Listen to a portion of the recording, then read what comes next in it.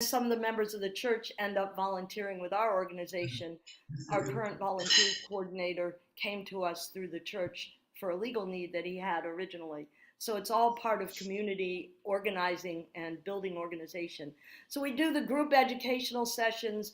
We also do a lot of individual advice and advocacy, um, which is follow up to the legal session. So, for example, last Sunday's immigration session, um, people who needed legal help came to that session, and 13 of them came to our office yesterday for one-on-one legal advice. And we had two lawyers providing immigration legal advice and another lawyer doing other advice, um, to follow up for people and provide individual one-on-one confidential advice. But none of that is enough to deal with the bigger problems in the legal system. So we also have build organizing.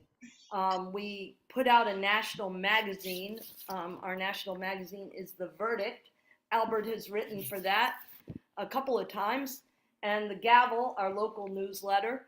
We host speakers from all over, and we fight harmful policies that are harmful to working people. And that's kind of in a nutshell what our organization does. We grew out originally out of an organizing drive of domestic workers in Sacramento, California, in 1976, where the people who care for the elderly, blind, and disabled had united with the people they were caring for and with the social workers, the union social workers, to deal with both providing sufficient care for the elderly, blind, and disabled, and providing a decent, so that the working people were able to survive.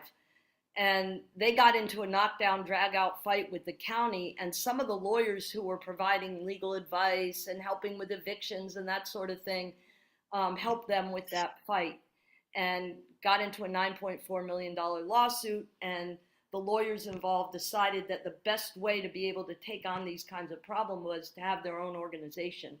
And that was the beginning of the first chapter of CCLP in 1976. And some of the lawyers went out to New York State to fight on behalf of farm workers and other low-income workers around that time, but we didn't actually open an office in New York City until 1998, and that was in a church in Bed-Stuy. And it was around that time that we met Albert at the bar exam and began building the organizing drive. In terms of, I've been asked to speak about factors that involved me in beginning volunteer service. The way I got involved in this, I was actually headed to medical school to do medical research to cure cancer and heart disease and things that had affected my family and other people that I knew. And as I was looking into doing this, I saw the role of the pharmaceutical industry, which has a very different agenda, which is making a large profit above all else, rather than curing disease. And so I took a year off before going to medical school to learn about what organizations existed, who else was trying to tackle this problem, what were the means for being able to deal with this problem. And I started organizing in the lowest income community together with doctors and lawyers and other working people to really fight for science to serve humanity, whether it's healthcare or environment. I saw the need to do that, and saw the organizing low-income workers together with the rest of the community as a way to make that happen. And I began to, as I was organizing low-income workers, I saw that a lot of low-income workers have more than just medical problems. I knew that. But people were facing unfair firings. They were being cheated on their wages. Many had loved ones languishing in prison for years and years and years without any access to adequate legal representation. And so I saw the need to address the larger problems of low-income workers and the legal system, and the systemic problems in the legal system, and the lack of access to attorneys or even any kind of recourse through the legal system. And at the time, National Coalition of Concerned Legal Professionals was starting the publication of a national magazine, Verdict, to involve lawyers throughout the country and throughout the world to deepen the fight for a legal system that functions for working people and for our planet. So I started, when I was able to, I then began to build I got someone to take my place organizing low-income workers, and I began building the New York State chapter of Coalition of Concerned Legal Professionals, and I became the production manager of the national magazine Verdict to help get that out to help produce it as a tool that we could use across the country to involve more lawyers in organizing and fighting for working people. In terms of some of the challenges, our biggest challenge is having sufficient volunteer organizers, particularly full-time volunteer organizers, to deepen and expand our program, which is multifaceted. And I can talk about some of the areas that we're expanding into right now. The first is debt.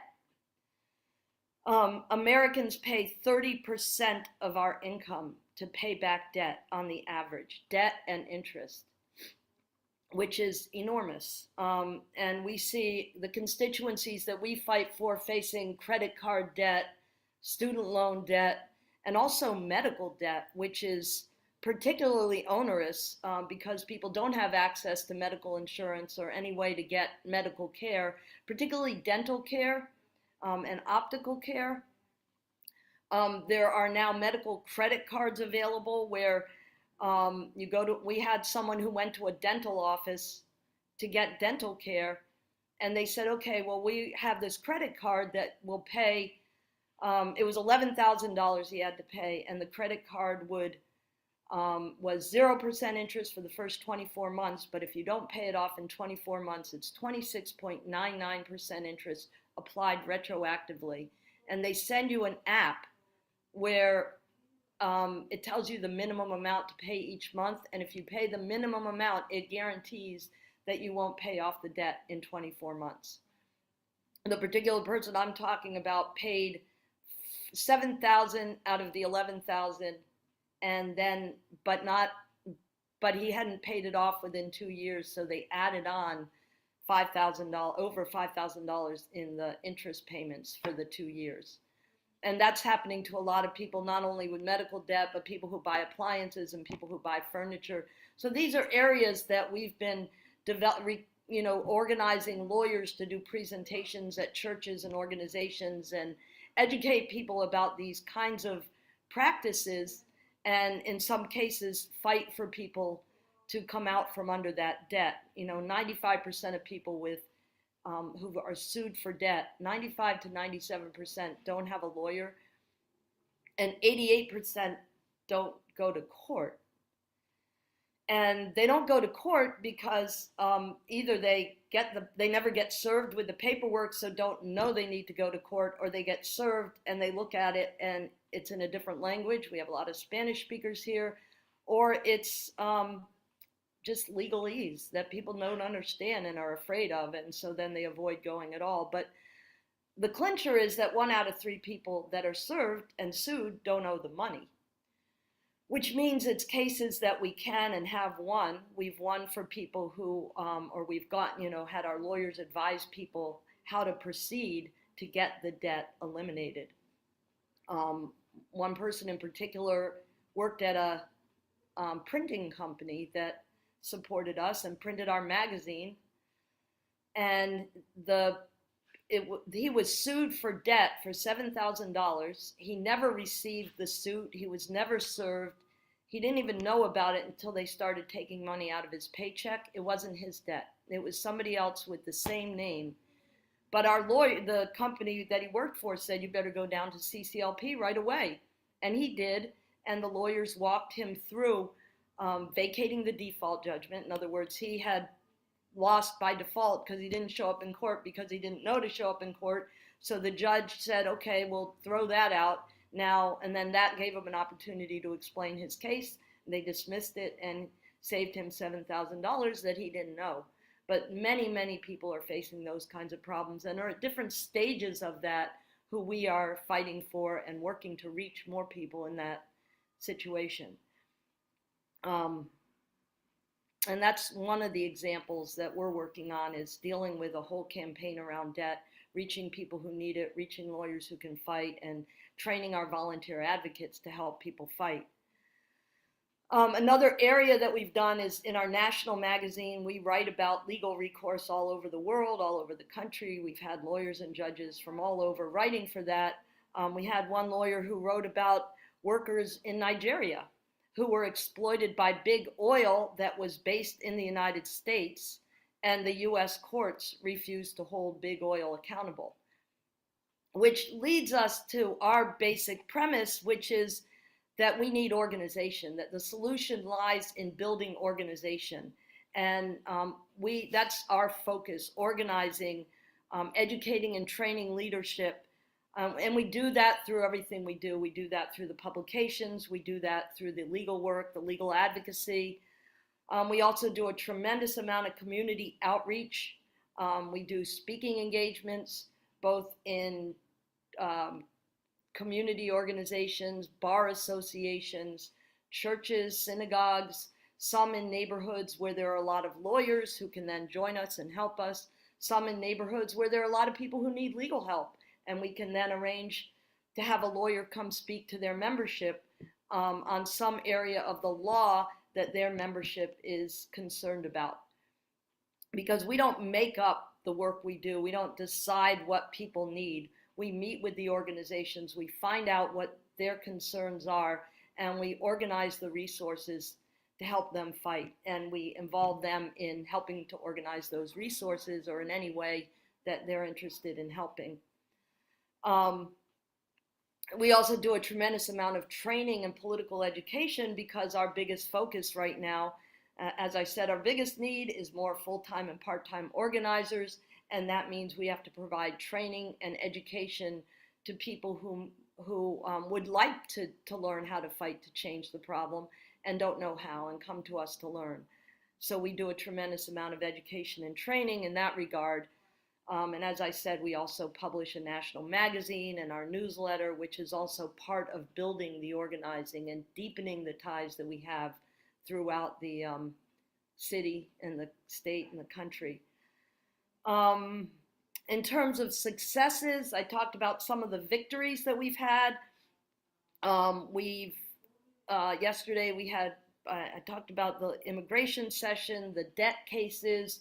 We've prevented evictions. We've saved homes from foreclosure. We've done a number of, we've been involved in a number of areas of legal advocacy. We won political asylum for someone, and we've done other immigration work. I can give another example if there's time. We had a case involving a woman, low-income worker. She worked in a law school in housekeeping, and she also had foster children, or still does right now. And the foster care people said, look, we'd like to bring another child to your home. She didn't speak English. She said, well, I don't really have space for another child. And they said, no, we really want you to take another child. She said, I don't even have a bed for another child.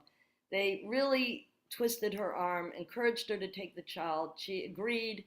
They said they'd help her. We'll pick them up at your house in the morning. We'll bring them to school. We'll bring them back in the evening. We'll make it easy for you. She said, okay. They dropped the child off without his medications, without a letter from his doctor, or a letter from them authorizing her to go with him to the doctor to get medications, and without telling her he had a history of running away.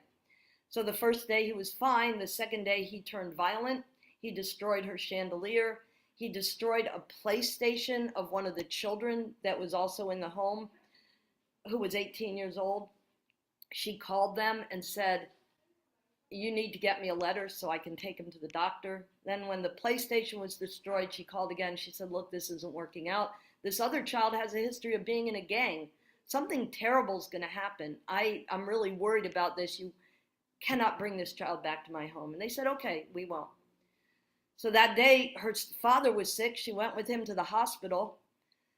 And the foster care people are then trying to drop the child off and calling her at the hospital, but the phone's not ringing because it doesn't ring at the hospital. And they charge her with abuse and neglect for not being there when they dropped the child off, even though they said they wouldn't need to be. And they provided, they had a hearing because she said, no, this is outrageous. They charged her with abuse and neglect. They had a hearing with a whole stack of papers, evidence, and our lawyer was with her on the hearing and helped get her story on the agenda, which I don't think she would have been able to do on her own. She was really much better able to get her very compelling testimony on the record because he was there to help her. And they had an interpreter, of course, but we don't know the outcome of that case yet, but it's a good example of the kinds of problems people are facing with no recourse and no legal representation to be able to have recourse. So the legal work is part of the organizing we do. And then the other big success that we've had recently is we built a stable base by organizing the resources to establish a permanent facility to house our organization. We have a house in the Bronx, and we've been able to fix it up and make it a really amazing facility to run the legal sessions, the organizing, to do the lawyer meetings, etc. In terms of recommendations that I have as through my experience of organizing, we use arm's length organizing. We're all volunteer, non-government funded. We're not a tax deductible 501c3 organization. We're completely independent so that the lawyers, the people needing help, the community are part of deciding what direction the organization goes in and what we can and can't fight, or what we want to and to fight. We use a method of organizing that focuses on how to best incorporate people, and how to best incorporate volunteers who learn leadership skills through agreeing to carry out an area of responsibility. And they receive training as they go. We call it on-the-job training, OJTR method. And they learn then they learn to teach others what they have learned, which is really important because everything has to be reproducible. But it's arm's length organizing. We do not rely on any kind of mass media, whatever, promotion. We really focus on the one-on-one and the groups and the arm's length, reaching people and talking to people and involving people. The other aspect that's important of our method is that we organize allies. So you find those who are most affected, and then who are the allies? Who are those who can't countenance this situation continuing and join with us as allies to assist, which includes the whole community, really. Low-income workers, volunteer legal professionals, business people, college professors, college students, and supportive community members, really from all walks of life, architects, engineers, kind of you name it. And to do that, we do arm's length organizing. We set up tables at supermarkets, grocery stores, community fairs and other gatherings, bar associations, a bar exam, which is coming up this week. We go door to door in the business community to meet small business owners who are also affected by the same problems in the legal system, and we've been able to fight for small business owners as well as any other groupings of people. And some of them sponsor our publications, others provide resources that the organization needs. We also arrange to send speakers to churches, synagogues, mosques, community groups, college classes, law school classes and clubs, and we inform people of our mission and pass around a clipboard and ask people to sign up and get involved. One of the most important ways that we involve allies in the community is by people who already know us, then introducing us to their friends and colleagues. And Albert has been emulative in this regard. He invited us to his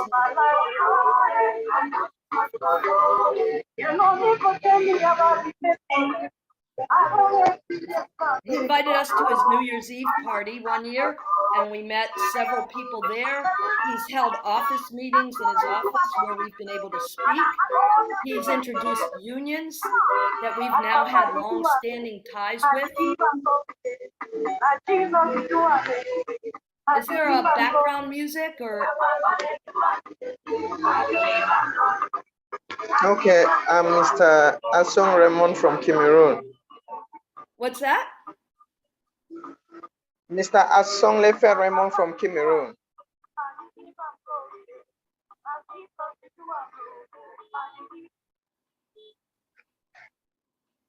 You Okay. can get me? Okay. So Are you getting? Yes. Are you getting me now? I hear you now. Yes. Okay. Yes, I'm Mr. Asong Lefe Raymond from Cameroon. I was invited by Dr. Yewande. Hi. Hi.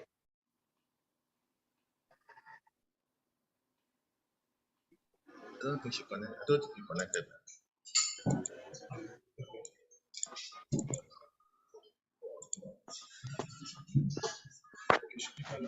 Please, Mr. Raymond, go ahead.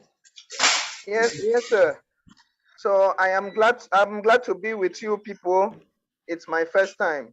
So I'm getting some, it's like I'm getting some small connection problems. We can hear you very well. Go ahead. Okay, so I am a finance controller working with a project in Cameroon that was sponsored by African Development Bank. This project is to alleviate poverty and improve the living condition of the rural masses. So I'm in charge of a division in the Southwest region called Manu, which is closer to the border with Nigeria. It has a population of about 5,000 people.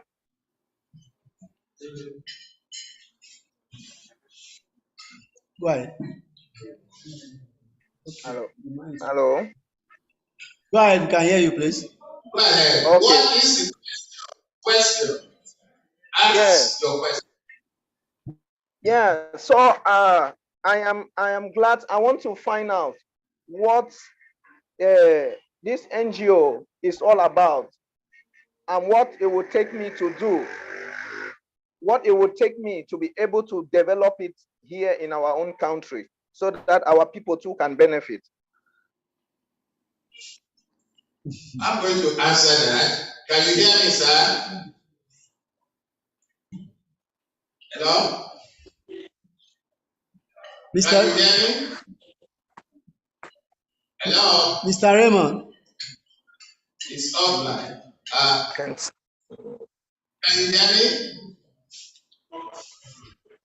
Susan? Yes. You can fire on. You can continue. I should finish? Yes, continue. Okay. Yes. I'm almost done, but what I was saying is that is the other way that we've generated allies is through people introducing their colleagues. And Albert has been emulative in that regard. He invited us to a New Year's party. He had a meeting in his office. He regularly brings friends and colleagues to our events. We do an annual jazz event, which is coming up this year. He brought one of the top foreclosure lawyers, and she then became very involved in our work.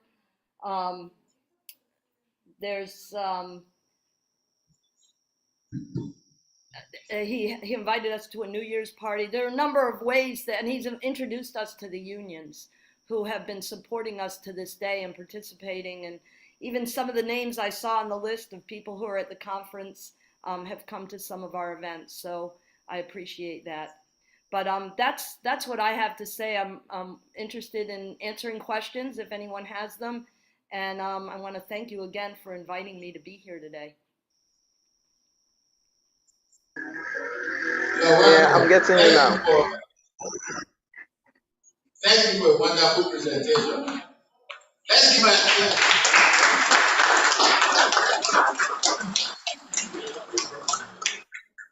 Do we have questions from the audience? Any questions or comments? Okay. I do have a follow-up question. In light of the fact that CCLB is an all-volunteer organization, could you explain, if you will, what you do to convince people to provide financial and other resources that actually assist this organization to exist in New York since 1998? What is it that you tell people that make people contribute? You also made references to establishing a facility, which I have been to, which is your office building. What exactly did you do, since you are all volunteer, to get to this point? Because you are addressing a couple of NGOs here, and these are NGOs that have no money. It's mainly individuals given their own services as volunteers. So if you have some insights, they will be helpful to us. Thank you. Sure. It's great to see everybody now. Let's see if I can put it on a different view. So we use grassroots fundraising so that we get resources. We're all volunteer, so we're not paying any salaries. And we get people to volunteer. You know, we're not paying for lawyers to do legal work. Everybody volunteers their time. But there are things that we can't get donated. You know, the utilities in our office and things like that, and the resources for renovating our building. But it's all the same part of the organizing. It's really, how do you win people over to the idea of what the problem is in the legal system? Most people, you don't have to win them over to the problem. People know there's a problem, and we talk to them about what we're doing about it and how they can be involved in solutions. And that's a lot of, you know, so we do it through our public speaking, through sending out regular mailings, through our sponsorships in our publications, that sort of thing. So some people agree, I'll pay your electric bill this month. Other people donate in other ways. Some businesses or individuals donate food so that we have food for the volunteers to eat at the office. But everybody, their donation, their participation is part of building a fight for legal recourse. And that's really how we do it. It's a lot harder but in the long run, it's the only thing that works. It lasts and you can count on it. Whereas individual grants and that sort of thing dry up and you can't necessarily count on it, especially if there's strings attached. Does that answer your question? Yes. Just one more follow-up on a topic you mentioned. I know there is a jazz concert coming up in August, and I'll be there. Yes. But what I want to ask you is, I know we hold this concert every year. If you will explain to us how you organize the concert, how you pay for it, how you get the musician, how you get the food, how you get the space, and how you put it all together. what kind of effort or money do you spend? How much does it cost you as an organization to get this done? And without putting too much into the question, the final part of the question is this. What is it that you achieve from actually holding that concert? Maybe people here can benefit from such experience. Sure. Thank you. Yes, we do a jazz concert every year. And all of the work of the jazz concert came out of the basic grassroots organizing that we do. So I talked about how we go door to door to local businesses and using the people that we have to get introductions to others. So we had a volunteer named Mike, and he knew a lot of people where he lived in Dumbo, and everybody loved him. So I said, Mike, take me around to the businesses in your neighborhood. And he introduced us to a bar and restaurant that supported us, small donations, that sort of thing. And I then saw their facility and said, wow, this would be a great place for an event. And I met with them and talked to them about what we were doing and what we were building. And they said, no problem. We'd love to host an event here. And they're closed on Monday nights. So they give us the place on a Monday night. Just to say a little bit more about it, we have musicians, we have beer and wine and food, and it's a kind of a break from the hot sun in an air-conditioned restaurant in the summertime. And then we walk around and talk to people and get a chance to meet some of the people who are part of our organizing and all their friends and colleagues. So in any event, we had the place. And then we also used to do, we still do, a lot of community outreach. And there was a venue in Brooklyn, near where our office was before we moved, called the International African Arts Festival. And we went to that every year, and it was a 4-day event, and there were musicians and artists, and all kinds of people came to view all the vendors and all the tables, and we would go there and sign up volunteers. And one of the years that we were there, we met someone who said he's a jazz musician, and we were looking for someone to hold this event. And he said, and we went and met with him and talked to him about what we're building and what we're fighting for. And before he was as he was a jazz musician, he had also been an assistant principal at a school. So he understood problems that working people were facing. He understood the problems that young children are facing. And he said, sure, this is a great organization. I will donate my time. He then helped to get his friends and colleagues to also play. And so then we had a venue and we had musicians. And then we just had to get the beer and the wine and the food and the people to come to the event, which is always a challenge. But we used it as an opportunity to get many of our lawyers to invite their friends to come in and introduce their friends. As far as the cost, I missed that question, but it doesn't cost us anything but a lot of investment of time, and more time, because we don't pay for most of the items we don't pay for. We get it donated. The musicians donate their time. The bar and restaurant donates their facility. We get small bars and restaurants and whatnot to donate food. The past few years, we've not had enough restaurant food, so we've had some of our supporters make a big, we have a volunteer who's a supporter really, who's a chef. So he made 2 huge trays of food, and he got a friend of his to make half of it, and a volunteer whose wife, who's now also a volunteer, she likes to cook, so she would make tons of dessert and trays of food. This year we have a volunteer who works in a bakery, so he's already ordered 2 big sheet cakes that the bakery's going to donate. Yeah, that's mainly how we do it, through everyone participating in whatever way they can. Does that answer the question? Yes. And what we get out of it is all the new people that come, all the people who are involved in doing the organizing, they're not just organizing a concert, they're setting up legal sessions, they're setting up speaking engagements, they're involving people in the organizing, and it's all part of building our organizing. Right now, we're training 2 new system coordinators, we call them, somebody who's coordinating our volunteer work, recruitment work, and somebody who's coordinating our benefit system work.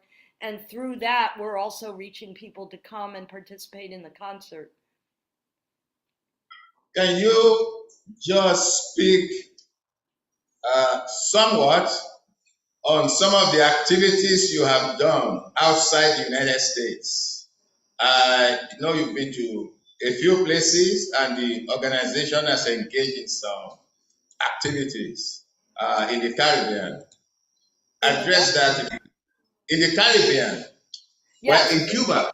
Yes. Address that, if you will. Sure. Albert and I recently, and a couple of times, we have relationships with organizations actually from all over the world. We have lawyers who from Puerto Rico who've written about for our national magazine, who've written about the hurricane and really the status of the legal status of Puerto Rico that gave rise to the problems in dealing with the hurricane. We have lawyers from Honduras who've written about some of the changes that they were trying to put into Honduras, privatizing Honduras. We've had lawyers write about immigration law. We have a lawyer from who represents the Navajos in the United States, who's written about the water and the problems that the Navajos have. And we have lawyers who we know from the Union of Cuban Jurists, which is lawyers in Cuba, and they've spoken at some of our events and or spoken to our membership to educate people about what's happening in the legal system there, and we've reciprocated and spoken at some of their conferences. Do we have any question from the audience here? Anyone has comments, question? Dr. ODUWAIYE? Yeah, I have some comments. Thank you very much, Susan. I don't know much about that. I haven't heard from her. I don't know, maybe Albert doesn't fancy if there's any lawyer or anything similar to this that is available in Nigeria or Lagos here. Because I know in the UK there's some organizations like this who go out of their way to help families. I don't know whether the bar association here or there's some legal aids attached to people like this who go out in the UK there's some organization like that. They go out of their families. So you really can share this experience. Yes, what she told us about their legal aid and all what they're doing to help families. We have similar situation in the Nigerian bar of that association and Nigerian bar association who are doing similar things outside their profession. Thank you, Susan, for the appreciative. My name is ODUWAIYE, current president of Rotary Club. Actually, what Rotary does is to help governments. And then we have what is called guidance. So we make sure that we do not step out of the family. We are recognized by the government. We are internationally recognized. We have projects to help, to give hope to people. Actually, for this year, the theme is to create hope in the world. So we do a lot. We have 7 areas of focus, and we go all out to make sure that underprivileged people, they benefit from our 7 areas of focus. Thank you. I had a hard time hearing that, Albert. Anybody else share any experience? She said she didn't hear what you said. But She didn't hear you. Thank you, Susan. She did not hear you. We have She did not hear you.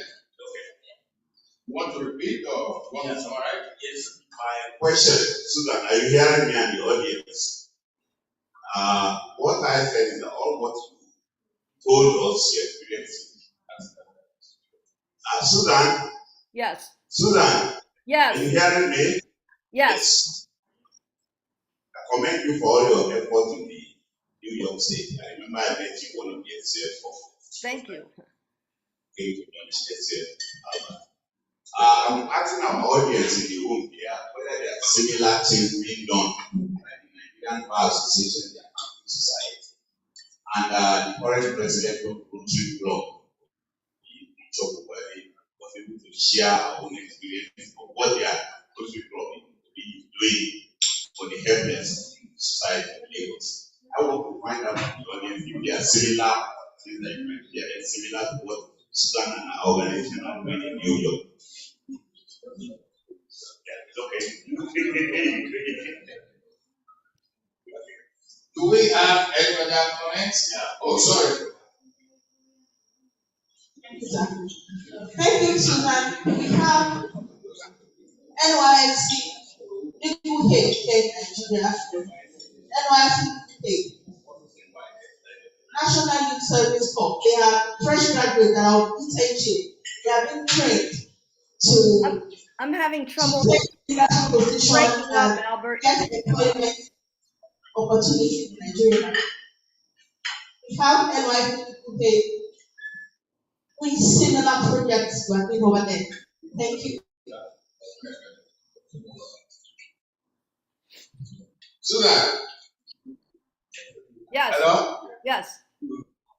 Yeah. The last speaker was referring to a Nigerian government program, National Youth Service Corps, is required of all graduates to give national service for a period of 1 year.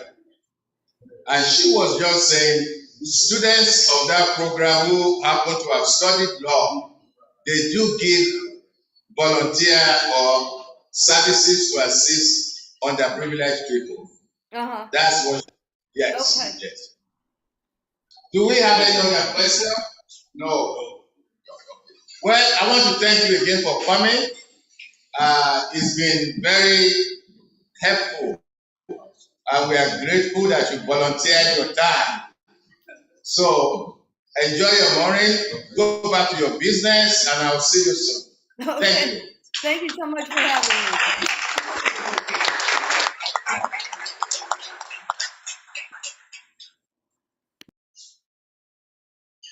We're going to have the last round continue.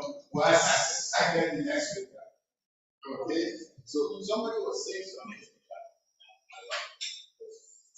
No, it's not problem. But the problem is there. Oh, so we put what?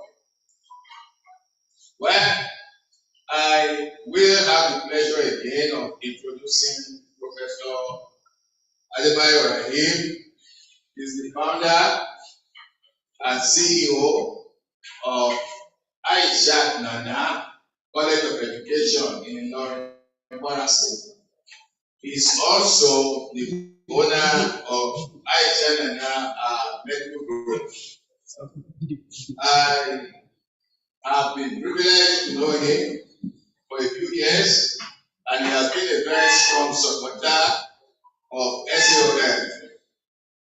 He also was the past president at one time of the Red Cross in Kwara State, and he also has his own NGO, and he has single-handedly almost catered for a lot of children who happen to be dead without much assistance from the government. and he established his College of Education. And recently, the school was given the authority to award university accredited for university degrees. So thank you for all the good work you have been doing. May the Almighty Allah continue to grant you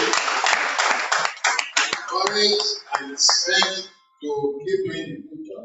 Thank you very much, Professor.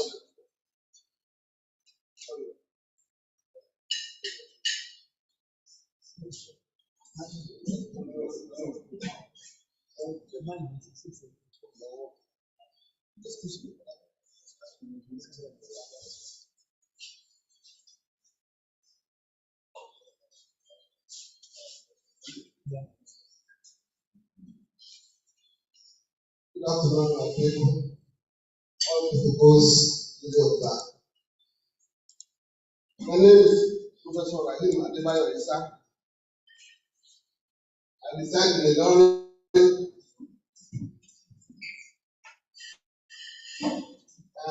I'm very sorry. I was able this topic just yesterday. So it is also a considered place for good. All protocols of that. I'm Professor Rahim Adebayo Isa. I belong to many parts, medical, academic, and nursing community. I'm the MD of ICA Global Hospital, based in London, proprietor of Nana ICA Nursery and Primary School, proprietor of Nana ICA College, and proprietor of Nana ICA College of Education.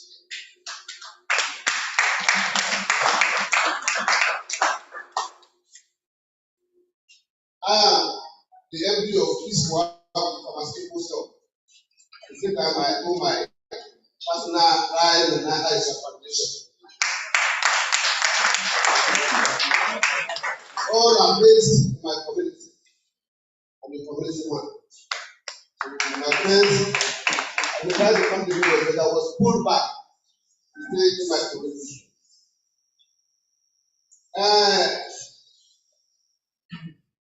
I was chairman of Nigerian Red Cross Society for 8 years. The Nigerian Red Cross Society, NGO,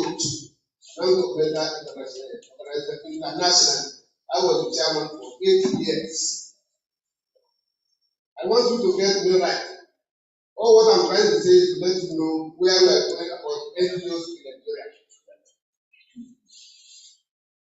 How I started my own NGO. I used to go to London. I used to be there every year for conference because I'm a member of Diabetes UK. I'm a member of International Diabetes Federation too. I used to be there every year. I used to meet with Dr. ODUWAIYE and others.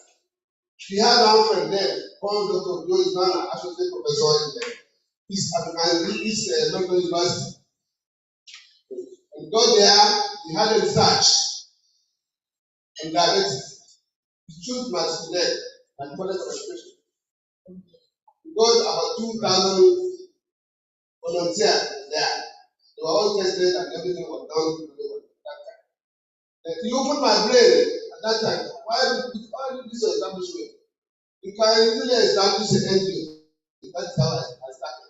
But unfortunately, we never know after the establishment of the NGO. So, with all the, I've been trying my best. In my college, whoever that entered the first year student has given 20,000 naira each as a scholarship. Then, in my primary school, I have about 60 physically challenged pupils there who are enjoying scholarship free. Unfortunately, the challenges NGOs and non-governmental organization, which is voluntary establishment. So, and it's independent of government, but you can collaborate with government, which is not available. Government collaboration is not available for us. Why? Because of the proliferation of NGOs, which are dominated by government itself.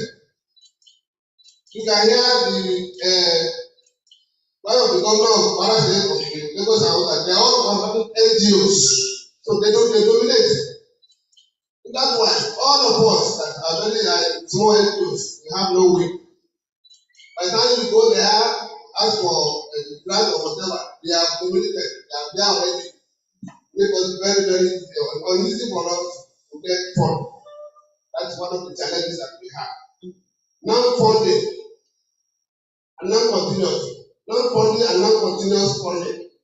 Because if somebody gives you 20,000 today, by the time you go there to go, you get you have not get and go elsewhere.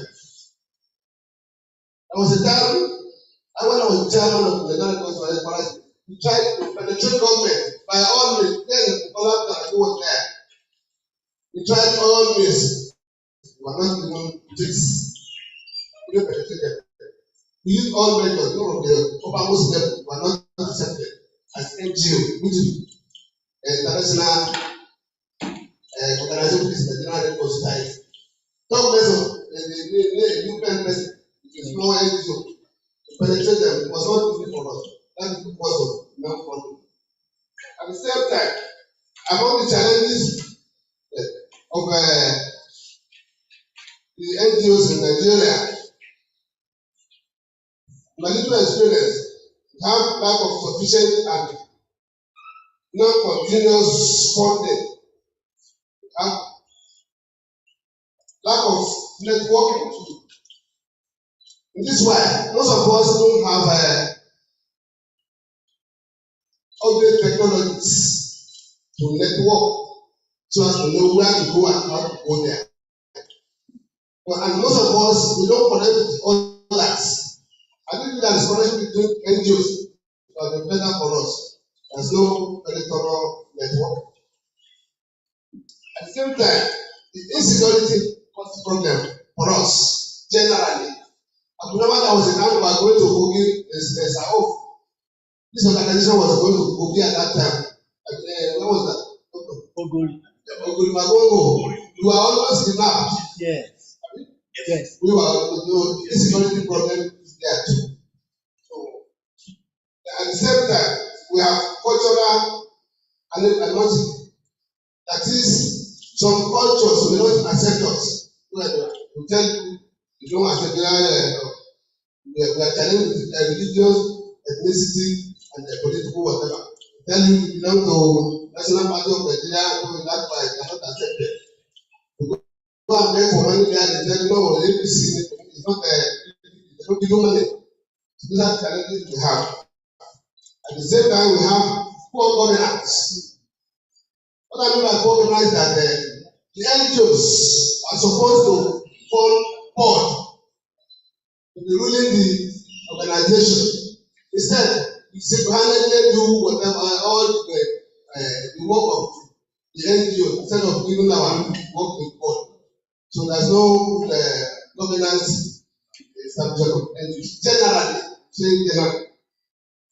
So that we have unemployment palaver. That one causes us to give money or to give empowerment to wrong people because of unemployment. What I mean by this is that there are some people who are unemployed.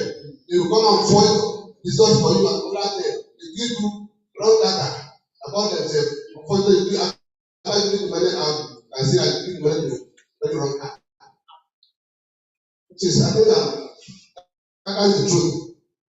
So, those are the little things I have for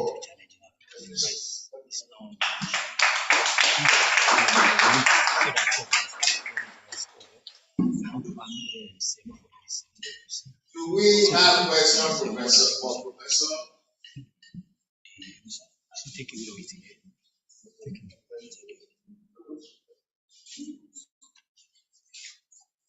Thank you very much.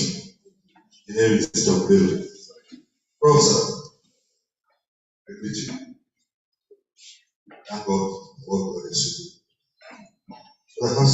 perspective.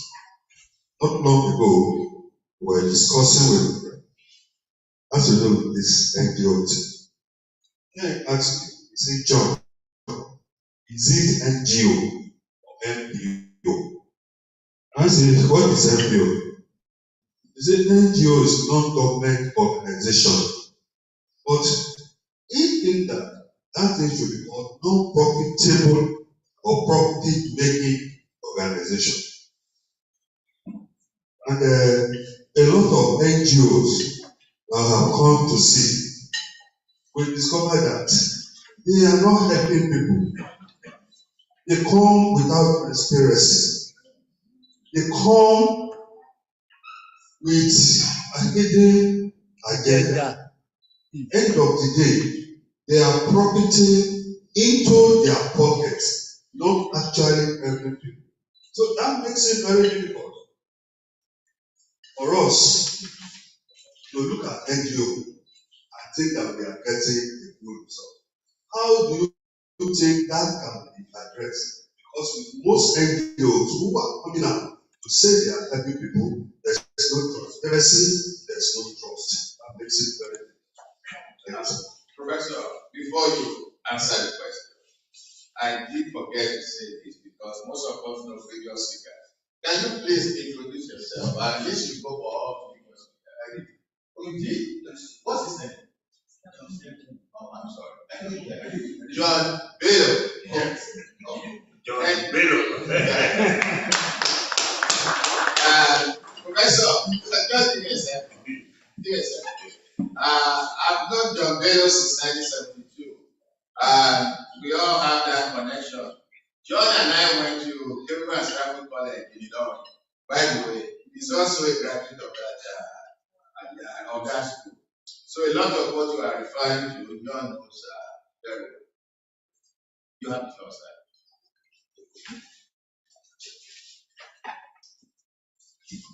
Mr. John, I appreciate you. You are part of my community. Am I wrong? I am. You are been home now. When you enter, I think you are CIA member. Who is coming? I'm impressed with your question. See, there's one thing we have in Nigeria called the Nigerian factor. The Nigerian factor is the cause of the problem. I have my first son. I used to tell him in those days, look, whoever that does anything wrong or anything is very bad like that. It's Nigeria. Because a typical Nigerian must be a liar. Will be a liar. Oh yes, I do. That's what the people listen. So, Dr. ODUWAIYE does work in very godly way. When I met with Albert about 3 years, 3 years ago, I met with Albert. He was coming, Dr. ODUWAIYE called me. If friend is coming from America, please take care. I was trying to phone him. I thought he would be on the road, but he couldn't be on the road that time. So he was in his hotel. I straight him down. When I got down there, I asked the lady, "You want to be in the reception area?" With very good courtesy. Getting me, not a typical Nigerian. That's how I'm going. So when I was going, I said, "This is an American. What did he change?" I bought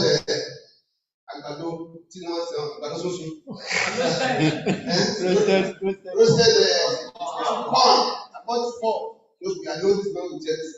When I got there, he was so happy. He grabbed the whole thing from the okay. So the buyer said, let's go to my belongings. I took him to my farm. I'm sorry if I prepared, I would have put the picture there. I took him to my farm. So we are present some days. He was talking like I know. We took a lot of pictures. I'm in America. We are home. So every interactions and our togetherness. He didn't behave like a Nigerian. Then the following day, he came to my college. It was in the evening. I'm getting there, he saw about 5 students holding meeting. Just sat down as an ordinary man. I said, bro, can you bring me 2 students? I swear to God, we interviewed them. The pictures are here. I'm showing to you. So we interviewed them. 2 of them were good lucky. They answered this question very well. We gave them 200,000 naira scholarship for the year. The people in Nigeria do that. So it's not. So about 2 of us are not the people of Nigerians. Whatever happens, I want to put it in your mind that it's in Nigeria. So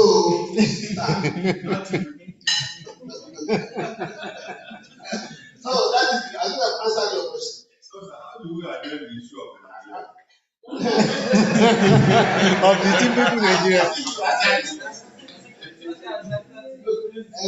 are all Nigerians. Let's talk to our people. I'm not a politician. I'm not a politician. Sir, he's putting the question to you, the elder statesman.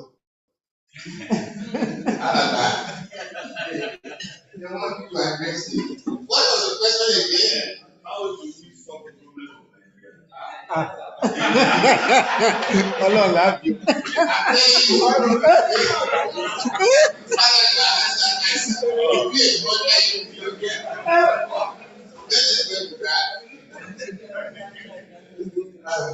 Thank you very much.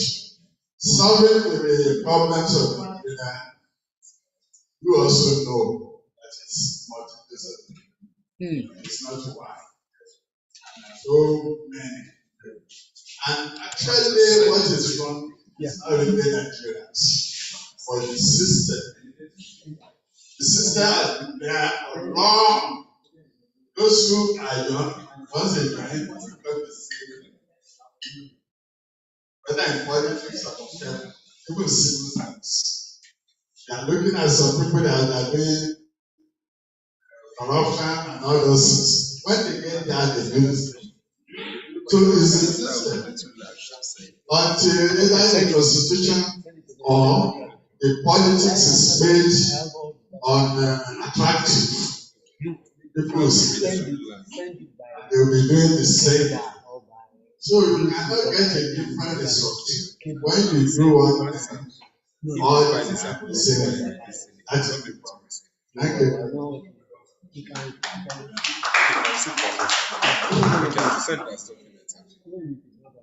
Yeah, I think one of the big definition of stupidity is doing the same thing that is failing and to keep repeating it again and again.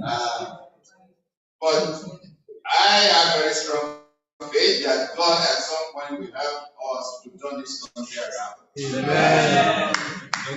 I think the key is going to lie in the youth, the young people of today. So, well, I think our generation has failed this country. That's my personal opinion. It is the Nigerians in power today that haven't done the right thing. And you are right. Somebody said the youths are the first. Yeah. Well, that may be true. But if we are not going to depend on the youth to change the country, is this those of us in our 60s about to get out in the next 20 years? So, I really don't know the answer to that. Yes. We are back to square one. Maybe the last man. Maybe right. You have a response to how the country can be better. So, we are all in the same. Anyone has a comment on that? Oh, thank you. Ladies and gentlemen, let me to stand up in the protocol. Babatunde Agbola. Babatunde Agbola, and the provider of Abiakel by Lagos. Who is the husband? Then we do that. I'm the provider of Abbey Academy and Abaja Lagos. I am the author of Abbey Physical Chemistry, Abbey Inorganic Chemistry, Abbey Foundation Math, Volume 1 and 2, and Abbey Foundation Math. I want to add to what Professor said. Equally, I'm a member of this Nigeria, a member of Chemical Society of Nigeria. I've also been admitted as a registered teacher by Teachers Registration Council of Nigeria.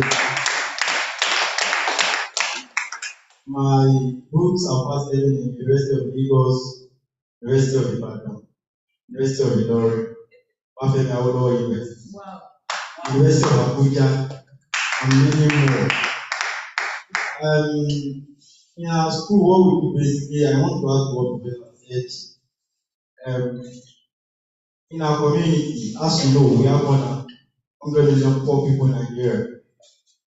And in our area there, Aboru, specifically as in the area, many people cannot afford to join the league of expensive schools. On completing my university education, I realized that I need to bridge that gap. And I came up with that idea. And also, while teaching, I also observed that private school providers, they hardly reckon with their employees. They just take them like, let me use you, and when we are already there. So I want to bridge that gap, and because of that, many teachers have the mindset that teaching is the last hope of the common man. So we rose up in 2017 and we started our school. So we want to have a school that is affordable for an average resident in that area, and also that can also liberate employees from various financial challenges. We have public schools in our community. We have 2 for college, and we have 2 for primary as well. But this, because I've taught in those public schools before, but to an extent, it's has not lived up to the expectation of common residents. In the sense that the space is inadequate, the attitude of the teachers, among others. So we have seen all these things and we came up with our school. And to the glory of God, in the first year when we started, I remember my mom prayed that we need like 120 students. We had 120 students in the first month of, the first 3 weeks of commencement. And today we have more than 500 students. And as I said, we try as much as possible to help these children to get quality education at affordable rate. Professor was at my place last week and he also saw the situation of things. And apart from charging student fees, we also have a package for grant, students on grant. So as I speak, we have more than 30 students on grant. Despite the fact that the fee is cheap and affordable, like our junior fee is 18,000, our senior fee is 19,500, inclusive of examination, and our primary school is 13,000 naira. A lot of providers in the area have actually quarreled with me, and actually they have fought with me. But I said it is not about the money. While I was working, doing the work of a project in public in my area, I was not paid anything. I did it on volunteer on the voluntary package. And also I remember 2018 to 2022, they called me from the bookshop, from some of the university bookshops. They have come now, all books they have gone up. Come and check the price, come and increase it. But I told them, these students, let us give them the opportunity to enjoy what we enjoy during our own time. It's not about the money. The money will come. That is nothing. But we have to take it gradually. Anybody can type it online, and we are trying as much as possible to have a uniform rate for the cost of the book across the country. And in 2022 specifically, I realized that we were already selling the book beyond the regulated price. And I called them, I spoke to them that no, some of these students they have access to my phone number because I also school in like and they have called me. I said, please, let us return it back. And when I realized that they were not ready to change, we have to take it up. We just have to have 500 naira on it. Because they were remitting the wrong amount to our account since then. So, but basically what I do is I try as much as possible to see these young ones that could not afford to attend these expensive schools and give them the opportunity. And some will say, when I started my student, they said, no, they cannot have good teachers. They will not be able to afford the basic thing. Experiment, laboratory, computer, ICT. I said, some people said, you will not be able to pay teachers. I said, it is not a good thing. I'm a good teacher. I'm not a teacher that wants money by all means. I need money, but I'm not desperate. So in good time, I will meet up with whatever the society demands. So we have tried our best in our own way to ensure that we give the best to these children. And also we do practicals in our school. I remember the last instrument we procured is I still have the invoice there with me. It is called muffle toner. That instrument costs about 370,000 for to do an experiment when we did carbon and its compound for SS1. So I told the students, the project is a project in progress, but we will get there eventually. Anything you need, we try as much as possible to provide it for you. And to the glory of God, I'm a trained teacher. My wife is a qualified and trained teacher as well. I will try as much as possible to employ capable ends. But at least we can have the NYSC serving at our place. And we have tried not to go beyond our own, to go beyond our bounds, doing everything and because our own according to our nation. So that is it. Thank you very much.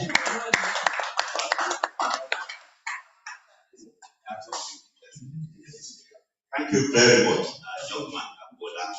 I'm really very proud of you. Incidentally, as Albert said, he's second son of my junior sister, ODUWAIYE. I've actually looked at people like this as the future of Nigeria.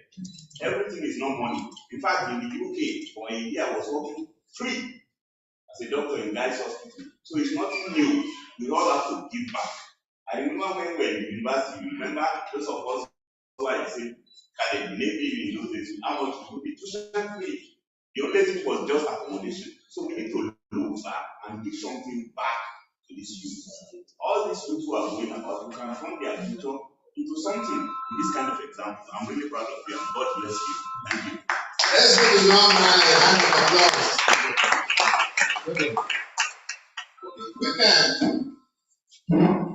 We can return back to some of this discussion. We're going to move on to the next speaker. I think the next speaker is going to be Ingrid. Ingrid, are you on? Can you hear me? I am on. Can you hear me? Oh, thank you very much. Can we see her picture, please? Oh, I can see her on your computer. You can see me. Okay, hi. Yes. Hi. How are you doing? Good. How's everyone there? We are all well.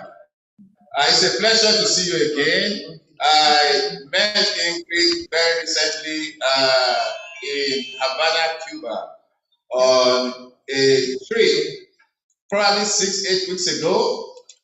We were sitting in a restaurant. I was very impressed with her passion, dedication, and the whole desire to just engage in humanitarian services. And I figure she will be a very good person to address us today. So I am happy to welcome you, and you may please go on. You have the floor. Okay, thank you. Thank you very much for inviting me to be a part of this.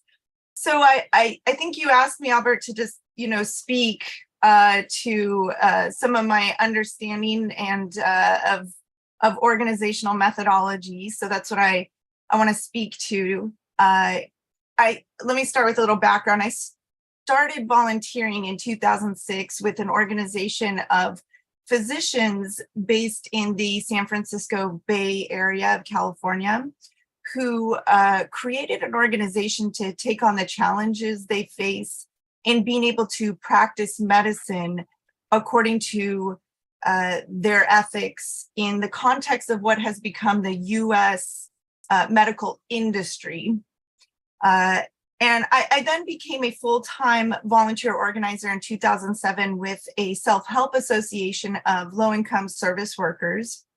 And I really found their independent and grassroots methods to be the most effective compared with my earlier experiences as a student intern and later as a paid employee with nonprofit groups.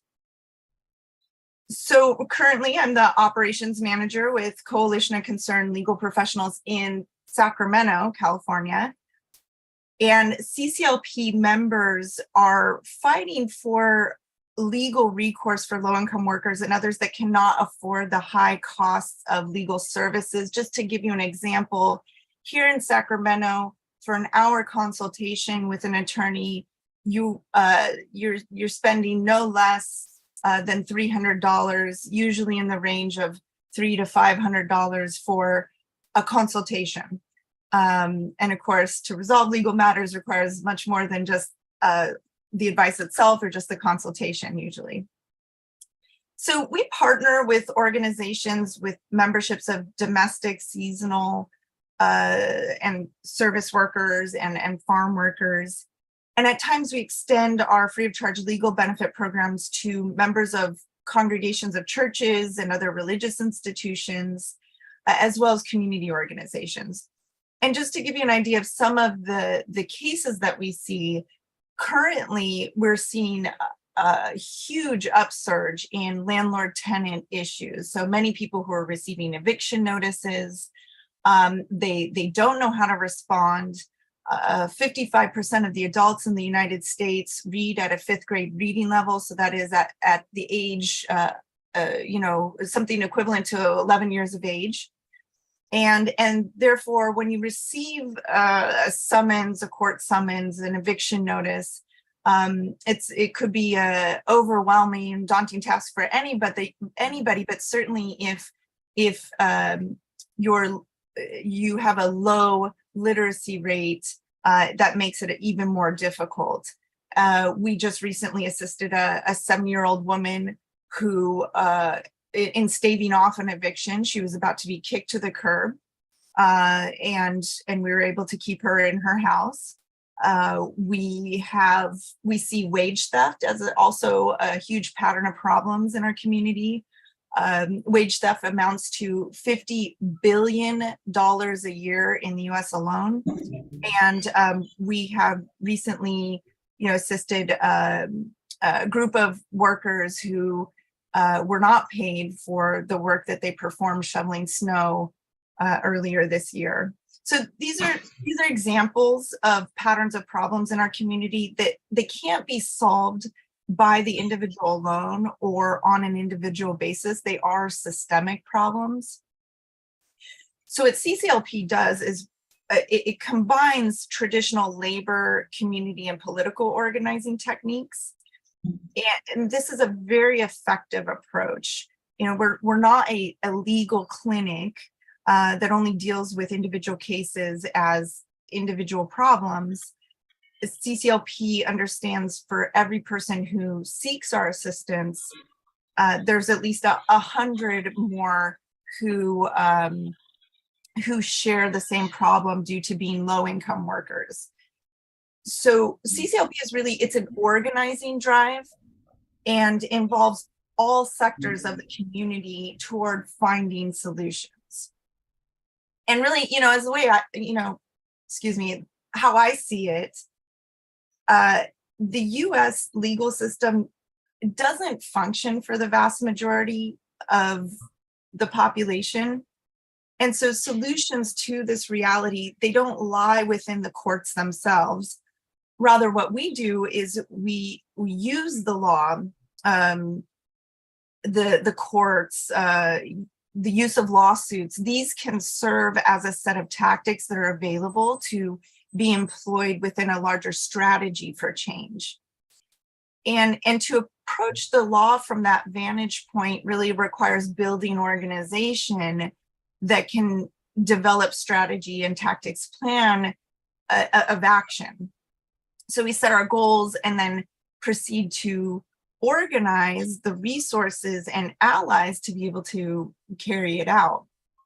And in order to bring about long-lasting changes in our society, those who are directly affected by the injustices really do have to take a lead role in defining the solutions and priorities and play a role in affecting that change. So the strategy should have multiple objectives. Most importantly, the strengthening of those engaged in the fight. We don't narrow down the fight to any single issue.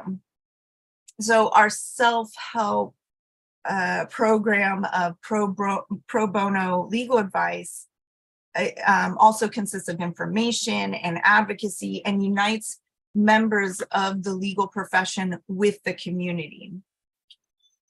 So we have volunteer attorneys who donate their time and skills to provide presentations on areas of the law to groupings of members of organizations of low-income workers who otherwise don't have the benefits of that general legal education. And they provide pro bono individual legal consultations.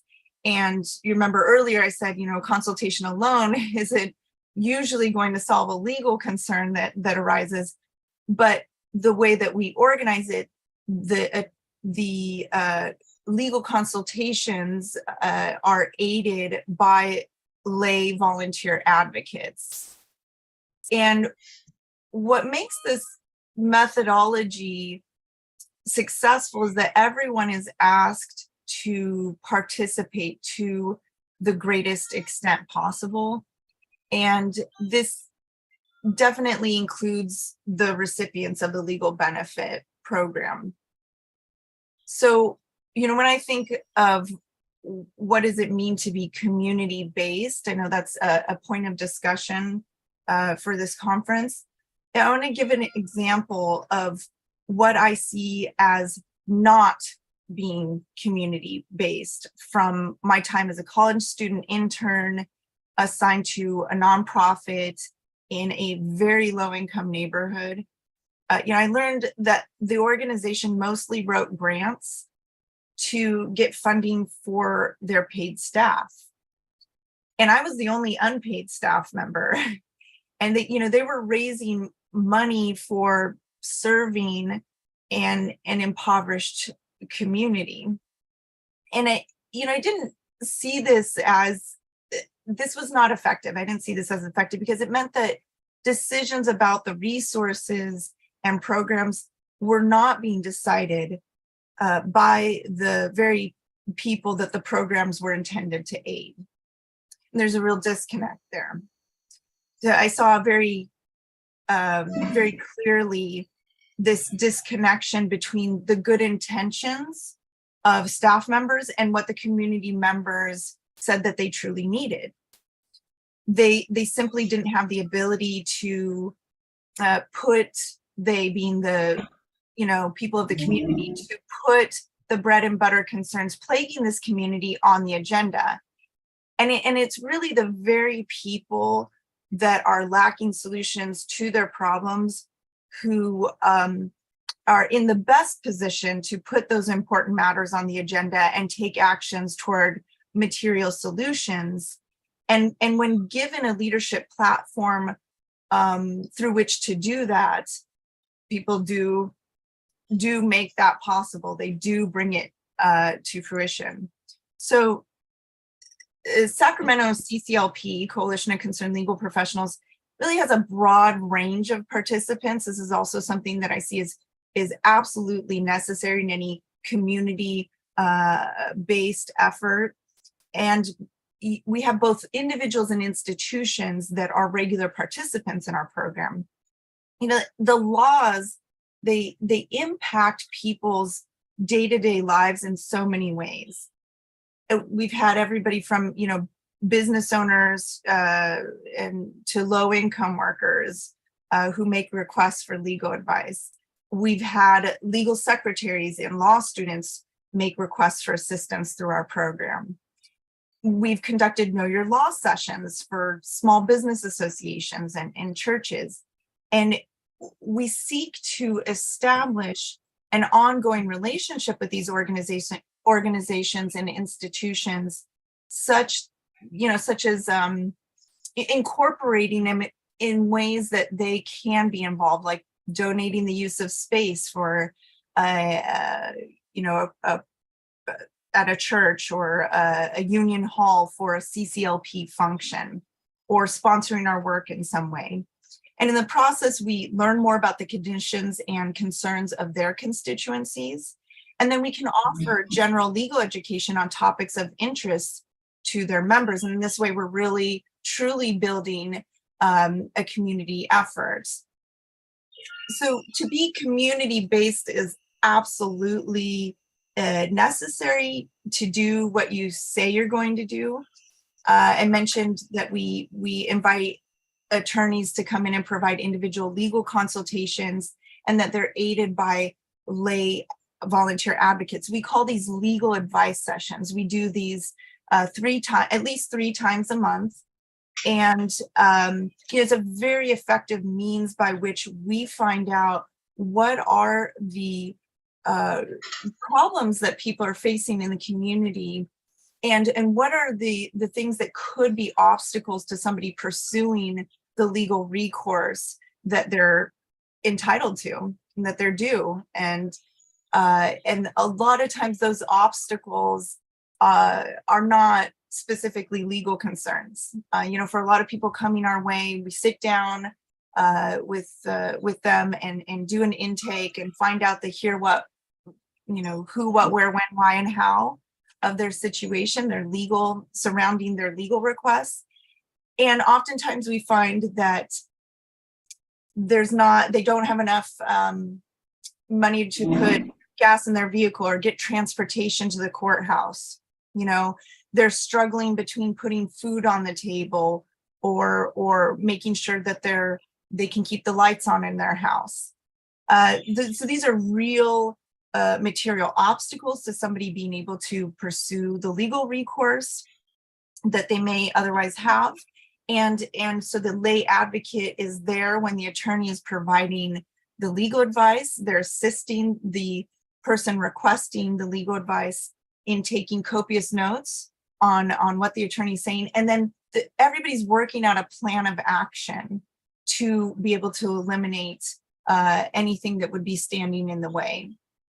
So we set up a system that's very easy to follow, so that when we say we'll follow up, we actually do follow up with the person. And, we take the case with the benefit recipient to completion. We're educating the benefit recipient along the way through, doing the work together. And that's a very, very important piece of it as well.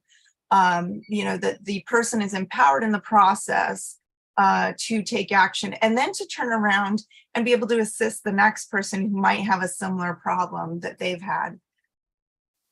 The other thing that's really important is that CCLP, that I see is very effective, CCLP has never taken government funding or other strings attached funding. CCLP started here in Sacramento in 1976, and it has remained independent of any strings attached funding sources. CCLP volunteers have proudly raised the voluntary contributions that are needed to maintain our 100% volunteer run effort. Such contributions come from area businesses, individual supporters, the ranks of attorney members, and others that identify with and join CCLP. And so by teaching, how to organize, we are elevating leadership and constantly growing the organizing drive, so that we're constantly growing consistent with the participation of all sectors of our community. So I thank you for allowing me to speak to this, and thank you for the invitation to come to this conference, Albert. And I hope it's helpful information and gives you some insight into some of the efforts of people here in Sacramento who are fighting hard to ensure that people have meaningful legal recourse, and also as part of a growing effort to address some very deep-rooted and systemic problems in our society.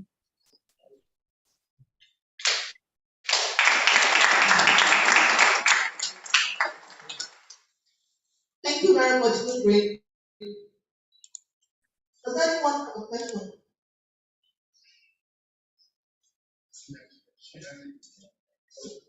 There's no question, then I'll do the follow-up. Thank you again, Ingrid. I do have a question. Okay. If you, by the way,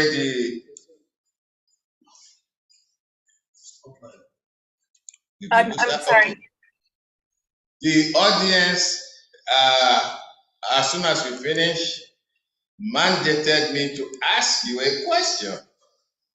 Okay. So the question is, when are you going to visit Nigeria? That's a wonderful question. I'll have to get back to you about that. Okay. I also want to thank you for waking up so early. For people who may not know, California is 8 hours behind our time, and it's 9:46, 9:44, so in the morning right now. So thank you. Yeah, thank you.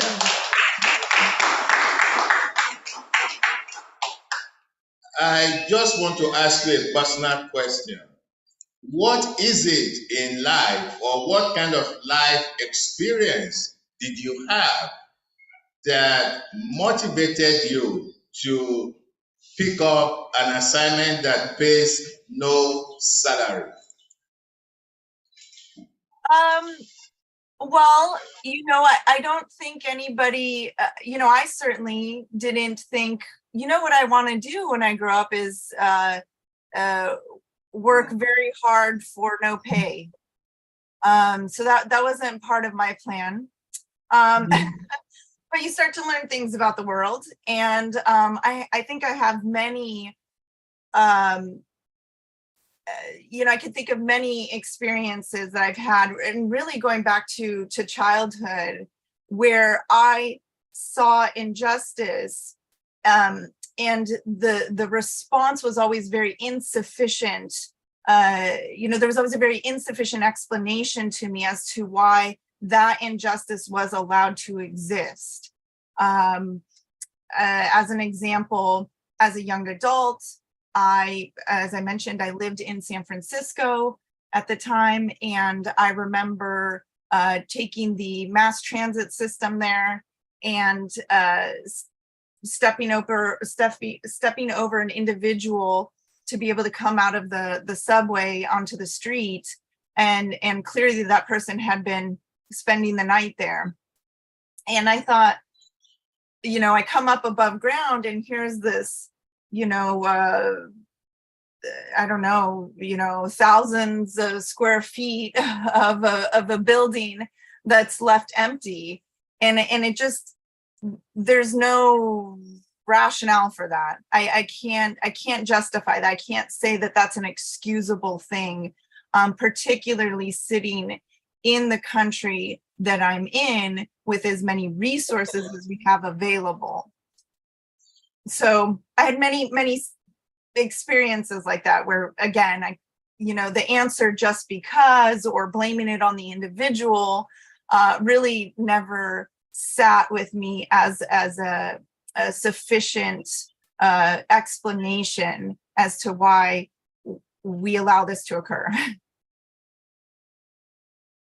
Thank you. And here's my final question.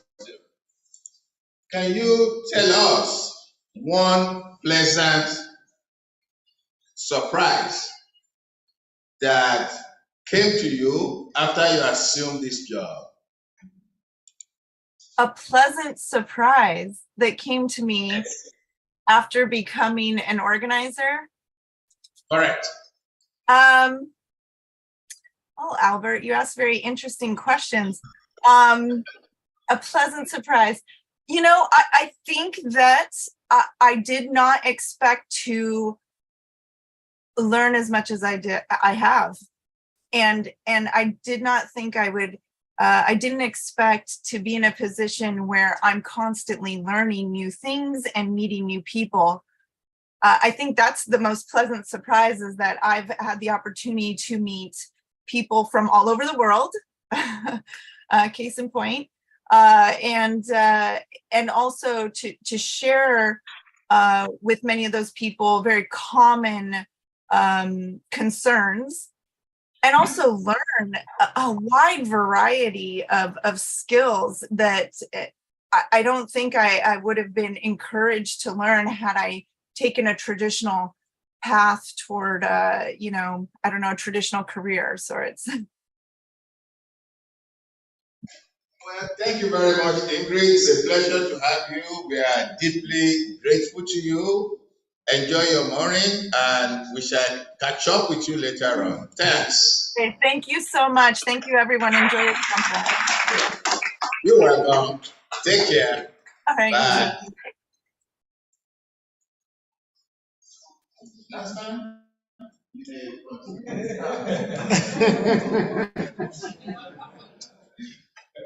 That's our last speaker. We are back home now. Yes. Let's talk about 70,000 naira. Actually, our agency sorry was cash. There's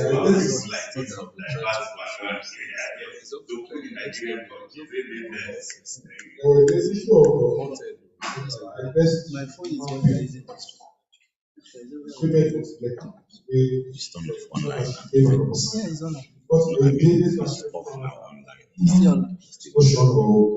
also creative pride. Should I told us actually our complete can't actually got social.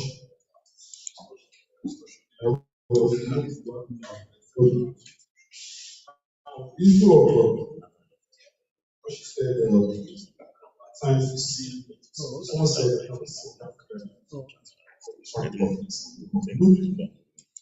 look at the